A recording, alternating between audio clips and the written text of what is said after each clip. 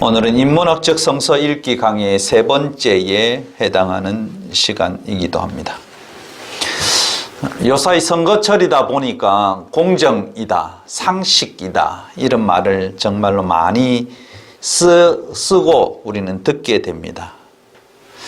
사실 공정을 말하고 우리가 상식을 말하려면 공정하게 그의 삶을 살아야 되고 공정한 삶을 살아온 사람이 사실은 공정을 주장해야 그 말에 힘을 얻을 수가 있습니다.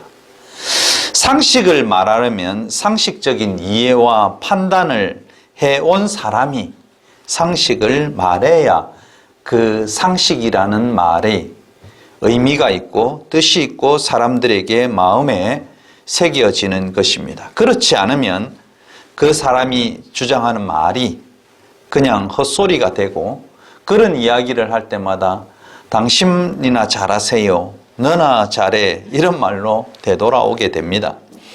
공정과 상식이라는 말을 성서적 언어로 이렇게 바꾸어서 해석하면, 그러니까 우리가 일상에서 들려지는 공정, 상식 이런 말이 들려지면 우리는 성서적으로 이 말이 어떤 뜻을 가지고 있을까 성서적 언어로 재해석해 봐야 합니다. 공정과 상식은 성서적 언어로 하면 하나님의 정의, 하나님의 공의라는 말로 똑같이 이해될 수 있습니다. 정의가 무엇입니까? 정의는 공정함입니다. 공의가 무엇입니까? 공의란 말은 상식적이라는 말입니다. 다시 말하면 하나님의 정의, 이 말은 하나님은 공정하시다는 말입니다. 하나님의 공의이라면 하나님은 정말로 상식적이신 분이시다. 이 상식적이란 말은 하나님은 상식을 넘어서는 행위로 우리에게 다가오지 않습니다. 그래서 바울은 하나님은 절대로 만홀히 여김을 받으시지 않는다. 그래서 심은 대로 거둔다. 이게 뭡니까? 상식입니다. 그렇죠? 심으면 심은 대로 거둡니다. 농부가 수고한 만큼 거두는 게 이것이 무엇입니까? 상식적입니다. 이것을 가리켜서 공의라고 합니다. 그러니까 정의가 뭘까, 공의가 뭘까 우리가 너무 고민하지 말고 공정하고 정말 상식적인 그런 삶, 그것이 정의와 공의입니다. 공의롭지 못하다, 이 말은 뭡니까? 내가 심지도 않으면서 거두려고 하는 행위, 노력도 하지 않으면서 일확천금을 노리는, 다시 말하면 공의롭지 못한 것은 아파트를 그냥 어디 투기를 해서 갔는데 한 1억을 투자했는데 10억이 되었다. 공의롭지 못합니다. 상식적이지 않다는 겁니다. 불로소득은 공의롭지 못한 것입니다. 그뿐만 아니고요, 우리가 구약 성서를 쭉 읽어 나가는데요, 창세기, 출애굽기부터 말라기까지 읽어 나갈 때 늘 하나님께서 하시는 말씀이 있는데요, 우리는 다른 부분을 빼어서 우리의 마음에 안위를 얻으려 하지만 하나님은 계속적으로 이야기하는, 오늘 우리가 본문을 읽으면서도 나오는 단어 중에 하나가 정의입니다. 5절 말씀에 정의를 행하며, 내 말을 잘 들으며 내가 너에게 분부한 명령을 잘 지키며, 그 내가 너희에게 명령한 것이 무엇일까? 그거는 정의를 행하는 것이다.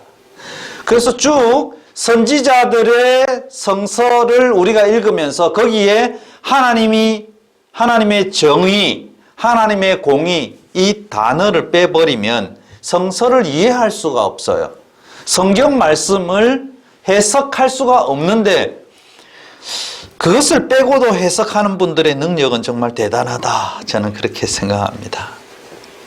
그래서 하나님의 말씀에서 정의와 공의를 빼버리고 읽게 되면요, 성서 이해의 깊이, 성서의 넓이를 전혀 이해할 수 없습니다. 그뿐만 아니고 예수께서 이 땅에 오셔서 늘 하시던 사복음서를 통해서 우리에게 주셨던 예수 그리스도의 말씀 중에 핵심이 뭡니까? 핵심은 하나님의 나라라는, 하나님의 다스림이라는 것입니다. 나라는 성서를 정치적으로 해석하라는 말은 하나님의 나라의 개념을 이해해야 된다. 다스림은 정치입니다. 그러니까 하나님 나라를 이해할 수가 없어요. 정의와 공의라는 단어를 빼버리면 하나님의 나라 개념, 예수께서 하신 말씀, 하나님의 나라, 천국의 개념 이해할 수 없어서 이상한 방향으로 흘러갈 수밖에 없습니다. 그러다 보니까 불교에서도 극락을 이야기합니다. 불교에서도 지옥을 이야기합니다. 기독교에서 천당을 이야기합니다. 장소적인 의미의 천당을 이야기합니다. 지옥을 이야기합니다. 그렇게 이야기하면 하나님의 나라 개념을 이해하지 못한 것입니다. 오늘 우리가 읽은 예레미야 7장 1절에서 15절 말씀은 하나님의 정의와 공의에 대해서 확실하게 정리해주고 있는 것이 오늘 본문의 말씀입니다. 우리 본문의 말씀을 잘 읽어보면 하나님의 정의가 무엇이며 하나님의 공의가 무엇이며 우리 한글로 한글 개역 개정판 성경으로 이 말씀을 써놓았기 때문에 우리가 이해가 좀 쉽지 않은 면도 있는데요. 제가 영어 성경을 같이 이렇게 연결해서 같이 같이 이해하면서 공부해 보면요. 5절 말씀에 너희가 만일 길과 행위를 참으로 바르게 하여, 조건이 있어요. 너희가 길과 행위를 참 바르게 하여 이웃들 사이에 정의를 행하며, 이웃들 사이에 정의를 행하는 것이 무엇일까? 고민스럽잖아요. 한글 성경만 읽으면 고민스러워요. 근데 영어 성경에는 이렇게 표현합니다. Contemporary English 버전인데 CEV라고 합니다. 여기 이렇게 표현하면 아주 쉬운 단어예요. 제가 발음은 좀 좋지 않지만 아주 정확하게 전달하기 위해서 한번 말씀드려보면 I will keep you safe only. I will keep you safe only. If 만약에 you change your ways. Be fair. fair라는 말을 많이 들어봤잖아요. fair play 하라. fair and honest. 정직. with each other. 이것이 5절 말씀이에요. 우리나라 말로 표현한 거하고 좀 많이 다르죠. 자, fair, honest, 공정하고 honest, 정직함. 너희들이 공정하고 정직하면 여기에 조건이 붙어요. If you change your ways. 만약에 너희의 길을 바꾸어서 공정하라, 이웃들에게 서로에게 정직하라, 그리하면 너를 굉장히 안전하게 I will keep you safe. 아주 안전하게 보존해 주겠다. 안전하게 지켜주겠다. 는 것이 하나님의 말씀입니다. 이웃에게 공정을 행하고 정직하면 너희들을 안전하게, 이 땅에 살아갈 때 편안하게, 이 땅에 살아갈 때 너희의 삶이 곤고하지 않도록 해주겠다는 하나님의 약속이 오늘 이 본문 말씀 속에 같이 들어있다는 내용입니다. 정의의 반대말이 뭘까요? 불의입니다. 페어, 공정하지 않고 거짓말하는 것, 이것 불의입니다. 하나님의 정의는 서로에게 공정해야 하는 것입니다. 서로가 정직하게 사는 것, 이것이 하나님의 정의입니다. 공정하고 정직하게 일 처리하는 것을 가리켜서 정의로운 삶이라고 합니다. 하나님의 공의라는 단어는 시편 72편 4절에 굉장히 잘 나타나는데요. 제가 읽어드리면 가난한 백성의 억울함을 풀어주며 궁핍한 자의 자손을 구원하며 압박하는 자를 꺾는 것, 이것을 가리켜서 시편 72편 4절에는 하나님의 공의라고 합니다. 성도들이 가져야 할 공의는 가난한 사람이 억울하지 않도록 챙겨주고 그런 생각을 가지고 궁핍한 사람들을 그 궁핍에서 벗어나게 하는 복지의 개념을 가지는 것, 가진 자, 힘 있는 자들이 압박하는 것을 저항하고 꺾어내는 것을 공의의 개념으로 성서는 정의하고 있습니다. 그러기에 성서는 특히 구약 성서는 정치적으로 읽어야 합니다.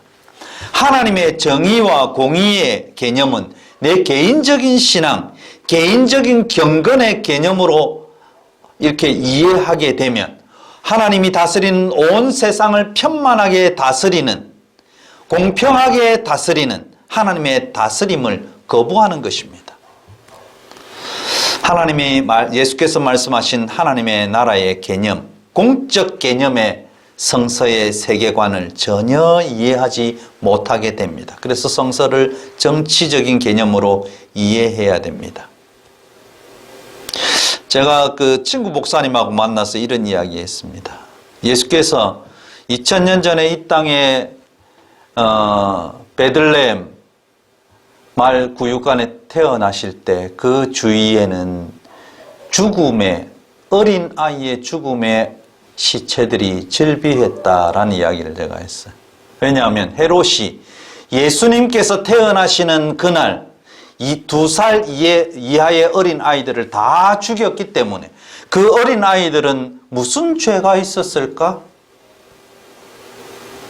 그 부모들은 무슨 죄가 있어서 그 어린 아이들이 그냥 헤롯의 군병들의 칼에 다 목숨을 잃게 되고 부모들의 울음소리는 그 지역을 정말 떠나갈 듯이 통곡하는 소리가 들리는 그런 현상이 왜 있었을까요? 우리는 크리스마스를 당하면 그냥 예수 태어나서 예수께서 이 땅에 오셔서 하늘에는 영광이요 이 땅엔 평화라고 이야기하지만 그 이 땅에 영광과 평화가 올 때 정치적으로 2살 이하의 어린아이들은 다 죽었다는 사실이 정말 가슴 아프게 합니다. 이것을 정치적으로 해석하지 않고 영적으로 해석할까요? 세월호의 문제도 이것을 정치적으로 해석하지 않고 영적으로 해석할 수 있을까요?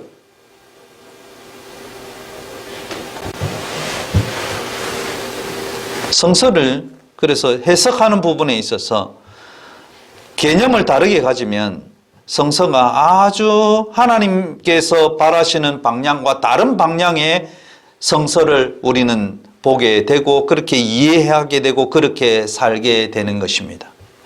예수님이 말씀하신 하나님 나라는 정의로운 나라입니다. 하나님이 다스리는 정의로운 나라입니다. 하나님이 정치하시는 정의로운 나라입니다. 공정한 나라입니다. 공의로운 나라입니다. 억울한 사람을 만들지 않고 궁핍한 사람을 능력의 잣대로 판단하지 않고 힘 있는 자들이 지배하지 못하게 하는 그런 나라. 이것이 하나님의 나라입니다. 사람을 존중하는 나라가 하나님의 나라입니다. 하나님의 나라를 한 문장으로 표현하면은 정의와 공의가 편만한 나라입니다. 하나님의 나라는 기울어진 운동장이 없습니다.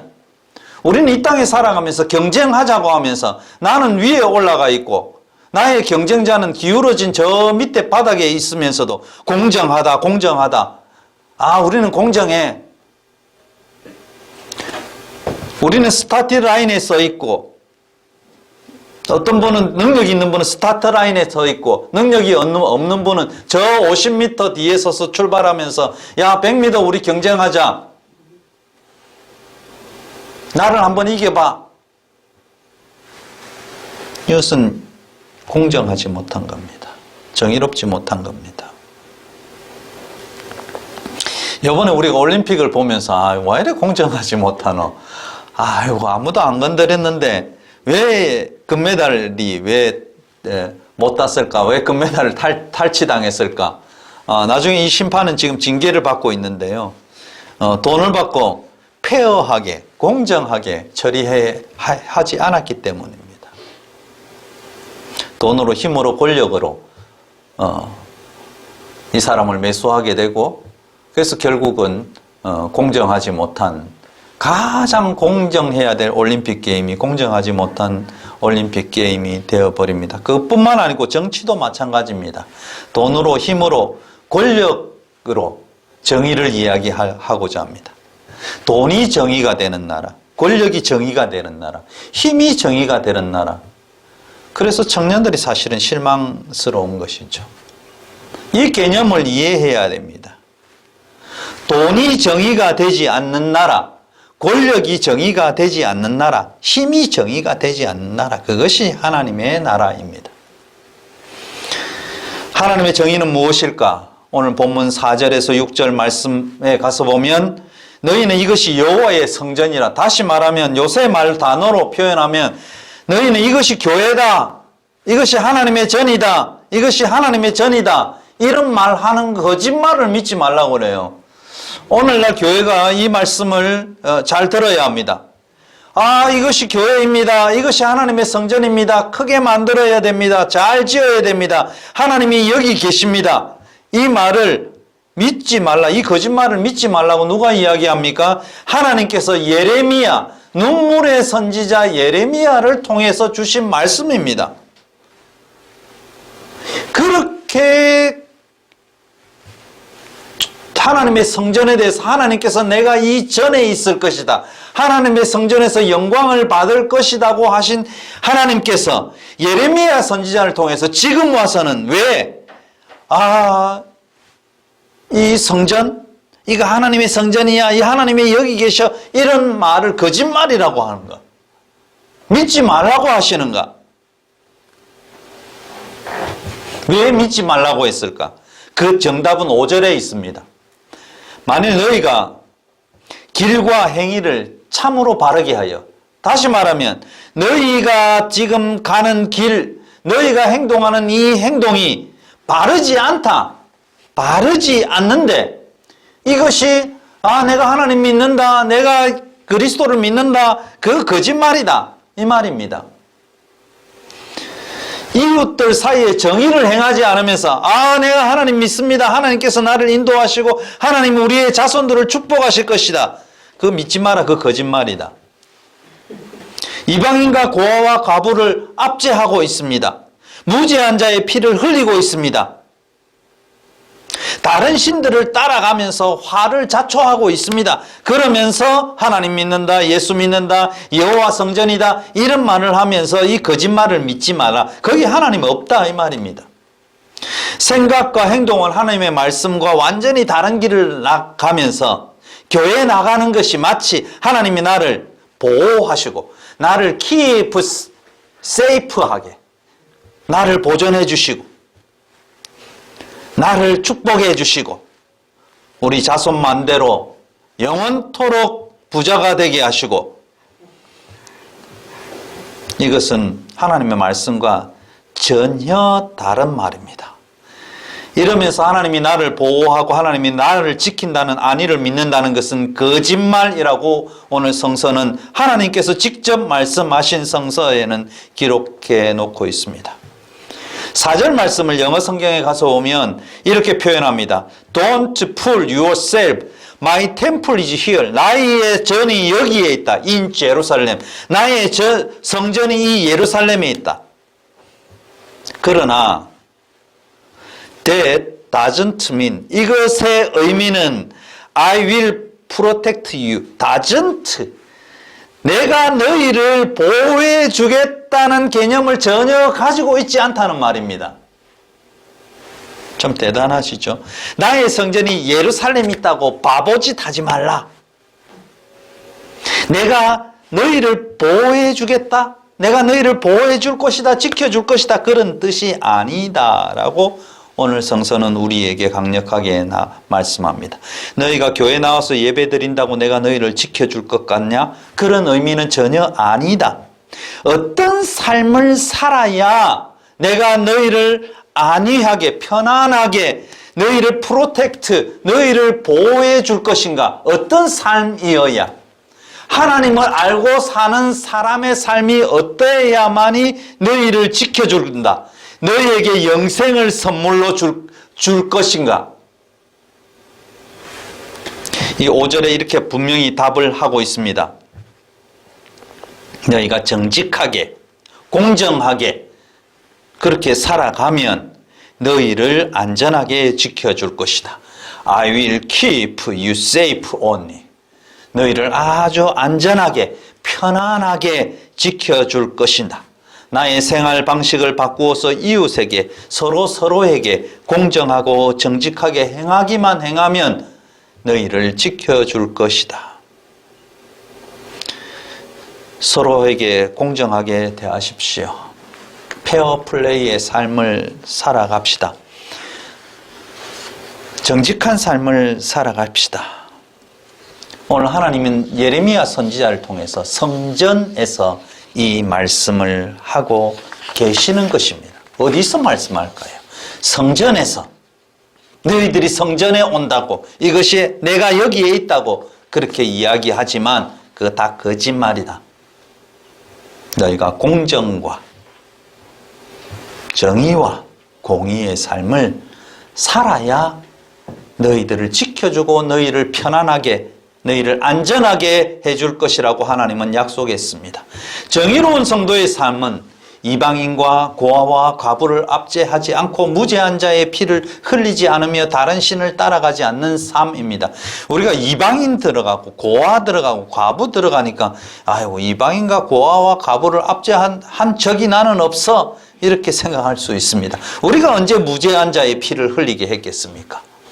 우리가 하나님만 따라갔지 어째 다른 신을 따라가는 삶이 우리에게 있었습니까? 우리는 진짜 정의로운 삶을 산 사람들입니다. 그러나 우리의 이해를 넓혀봅시다. 이방인은 누구입니까?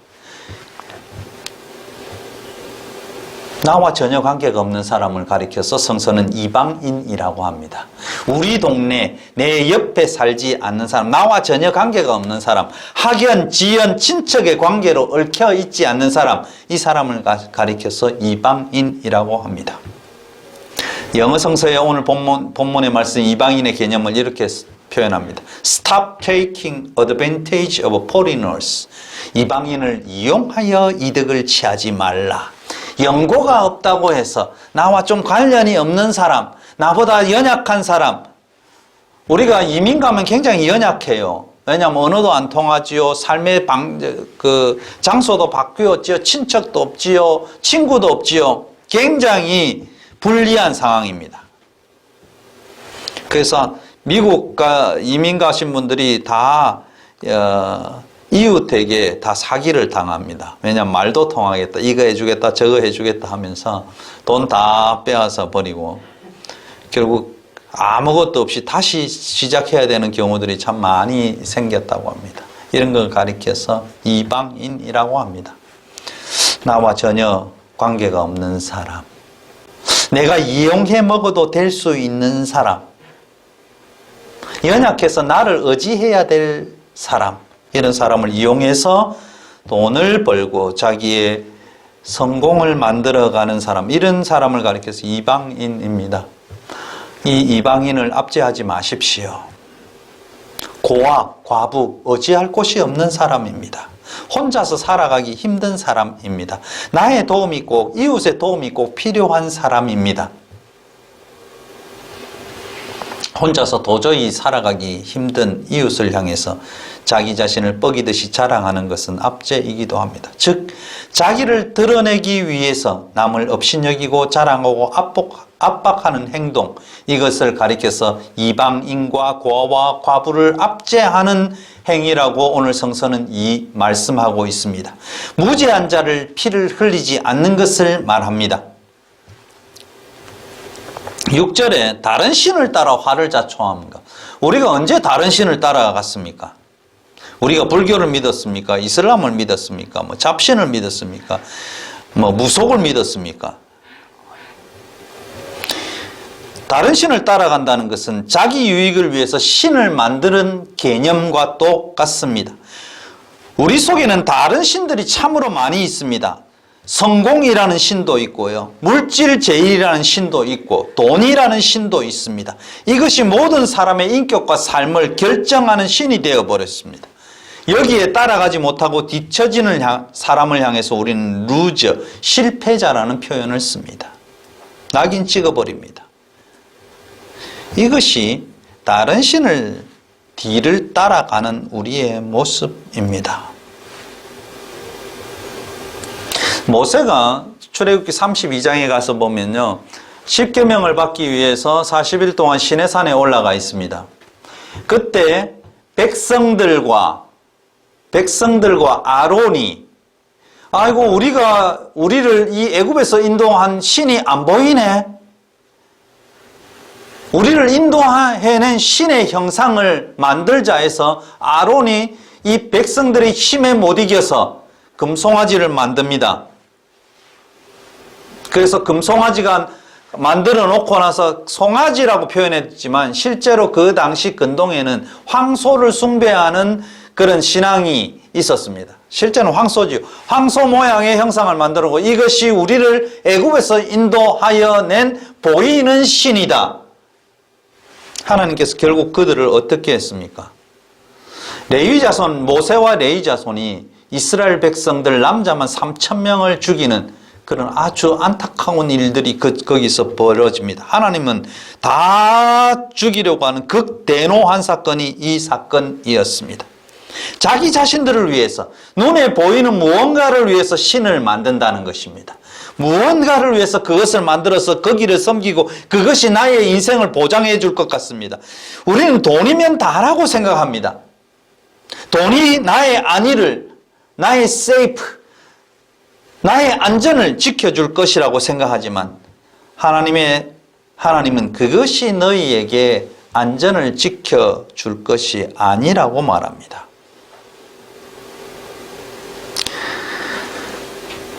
하나님이 원하시는 세상, 함께 사는 세상은 사랑이 행해지고 나눔이 행해지고 말 하나라도 따뜻한 세상, 거기에 하나님이 계시는 것입니다. 실패로, 성공으로 사람을 판단하지 않고 사람이 사람을 존중하고 사람과 사람이 살아가는 그 세상, 그 하나님의 정의가 이루어지는 세상, 그 세상을 하나님은 원하십니다. 구약 성서에서 우리는 하나님이 정치적으로 우리를 다스리면서 원하시는 것은 하나님의 정의와 공의가 이 땅에 편만하게 이루어지는 것입니다.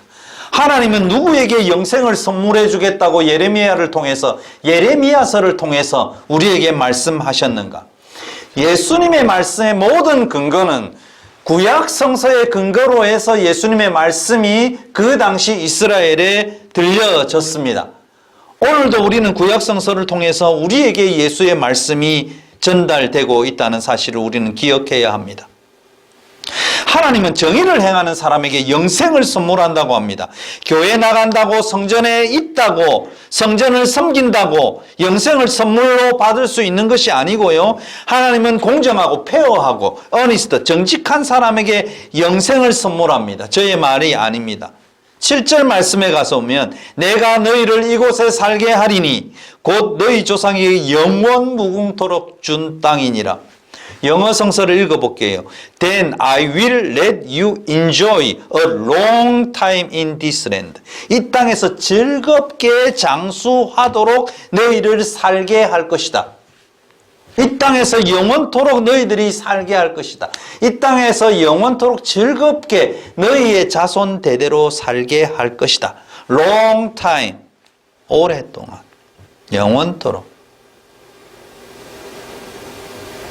이것이 페어하고 정직한 사람에게 주시는 하나님의 놀라운 선물입니다. 하나님의 공의를 생각해 봅시다. 하나님의 공의는 상식입니다. 공동체 내에서 존재하는 정직한 삶, 이것이 공의입니다. 8절 말씀에 가서 보면 보라 너희가 무익한 거짓말을 의존하는도다. 너희가 도둑질하며 살인하고 간음하고 거짓 맹세하고 바알에게 분향하고 너희가 알지 못하는 다른 신들을 따라가고 내 이름으로 일컬음 받는 이 집에 들어와서 하나님의 성전 앞에 서서 말하기를 우리가 구원을 얻었나이다 하느냐. 이는 이 모든 것이 가증한 일을 행하려 함이로라. 너희들이 가증한 일, 너희들의 잘못을 감추기 위해서 성전에 들어와서 교회에 와서 하나님 우리가 구원받았습니다. 우리는 하나님을 믿습니다. 우리는 하나님과 함께 동행합니다. 그렇게 백성들이 이야기한다는 것입니다. 11절에 내 이름으로 일컬음을 받는 이 집이 너희 눈에는 도둑의 소굴로 보이느냐.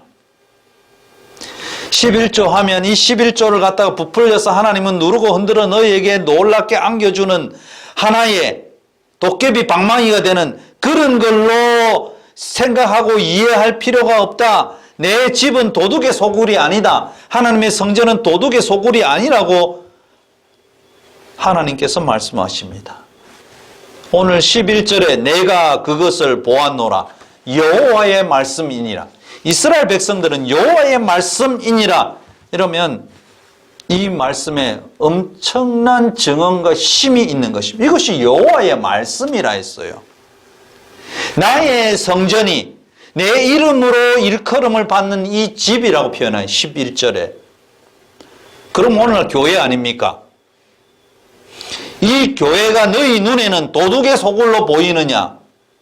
내가 그것을 보았다. 하나님이 그것을 보지 않은 것이 아니라 내가 보고 있다. 여호와의 말씀이니라. 오늘날 교회를 세우고요. 200억, 2000억 들여서 교회를 세우고 하는 말이 무엇이었습니까? 그들이 앞에 나와서 수백 명이 테이프를 커팅하면서 뭐라고 이야기합니까? 실제로는 지가 다 했는데 하나님이 하셨습니다. 이렇게 합니다. 하나님이 하셨습니다. 이것을 향해서 도둑의 소굴의 수장이 하는 말입니다. 무슨 하나님이 하셨습니까? 자기들을 위해서 만들었죠. 자기들의 교회 권력을 나타내기 위해서 만들었습니다. 세습하는 교회들도 마찬가지고요. 모두 하나님이 다 하셨다고 합니다. 거짓말이라고 합니다. 오늘 성서 말씀 예레미야 7장에는 그건 거짓말이야. 그렇게 이야기합니다. 오늘 여기도 거짓말이다.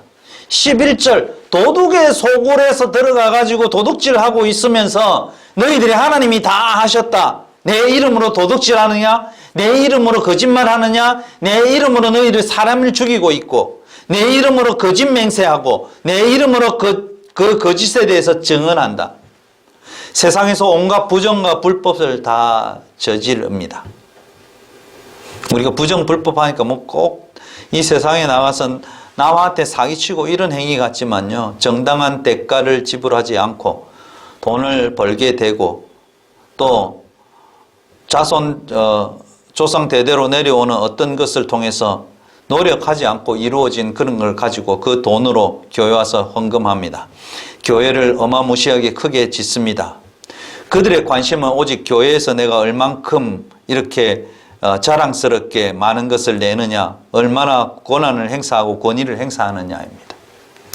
그들은 세상에 관심이 없습니다. 이 세상에 어떻게 살든, 이 세상에 이 가난한 사람들, 이 세상에 좀 뭔가 힘이 없는 사람들이 어떻게 살고 있는가, 가는가 거기에 대해서 관심이 없습니다. 하나님의 이름으로 가정한 일을 행하면서도 양심의 가책도 없습니다. 하나님께서 하신 것입니다. 하나님을 이용해서 장사합니다. 그리고 교회 와서 열심히 그 엄청난 오케스트라에 감동합니다. 그리고 찬양하는 놀라운 그 솟구치고 북치는 소리에 감정이 복받쳐 옵니다. 그러나 오늘 하나님께서는 이것은 나에게 가증한 일이다. 교회를 도둑의 소굴로 만들어 버린 우리를 향해서 말합니다. 약한 자의 권리를 빼앗아 그 남은 것으로 교회에 바칩니다. 부동산 투기를 통해서 부를 창출하고 하나님의 축복이라고 포장합니다. 그리고 하나님의 구원을 노래합니다. 하나님, 나는 구원받은 백성입니다. 천국이 나의 것입니다. 오늘 한국교회는 이 예레미야의 말씀, 눈물의 선지자의 말씀을 들어야 합니다. 하나님의 공의는 행하지 않고 오직 자신들의 배만을 위해 살아온 자들을 향해 하나님이 이렇게 말씀하십니다. 15절, 내 앞에서 너희를 쫓아내리라. 내 앞에서 너희를 쫓아내리라. 너희는 나와 상관이 없다는 것입니다. 하나님의 정의와 공의, 사람과 사람 사이, 이웃과 이웃 사이, 성도와 성도 사이, 이 사이에서 페어플레이 정신, 어니스트, 정직이 사라지면 거기는 지옥입니다. 거기는 사람이 살지 못하게 되는 것입니다. 그래서 그곳에는, 그들이 모인 곳에는 오직 이리떼와 성서에서는 승냥이들만이 사는 동물의 세계가 되는 것입니다. 하나님 오늘도 살아계신 하나님의 말씀을 우리에게 성령을 통해서 공고하십니다. 나의 정의와 공의를 서로에게 행하라. 나에게도 행하고 이웃에게도 행하라. 정의를 쉽게 표현하면 나에게 공정해라. 내가 공정하는 것을 정의라고 합니다. 저와 여러분은 공정해야 합니다. 스스로 자신에게 페어플레이 하셔야 됩니다. 공의, 이웃에게 서로에게 페어플레이 하셔야 합니다. 정직하셔야 합니다. 이것이 공의입니다. 지금까지 우리가 살아왔던 길을 바꿉시다. 예수님은 이거를 가리켜서 회개하라, 천국이 가까웠다고 말씀하셨습니다. I will keep you safe only if you change your way. 너희의 길을 바꾸면 내가 너희를 안전하게 지키시고 인도하시고 보호해 주시고 축복해 주시는, 오늘 우리가 읽었던 성서 일가 봉독의 누가복음의 말씀처럼 우리를 편안하게 우리의 삶을 축복의 삶으로 우리의 자손 대대로 이 땅을 우리에게 선물로 주실 겁니다. 하나님의 보호하심, 하나님의 안전하심을 원합니까? 우리의 길을 돌이켜서 나에게 하나님의 정의가 실현되고 이웃에게 하나님의 정의가 실현되고 나에게 하나님의 공의가 실현되고 이웃에게 하나님의 공의가 실현되도록 우리 하나님의 길을 같이 갑시다. 우리의 마음을 이제 좀 바꾸어 봅시다. 그래서 영원한 이 대한민국, 이 영생을 자손들에게 선물합시다. 그리고 대한민국의 정의와 공의가 강물같이 흐르도록 외치고 변화시키고 투쟁하는 예레미야와 같은 눈물의 선지자가 다 되시기를, 저와 여러분이 예레미야와 같은 눈물의 선지자가 되기를 주님의 이름으로 간절히 축원합니다.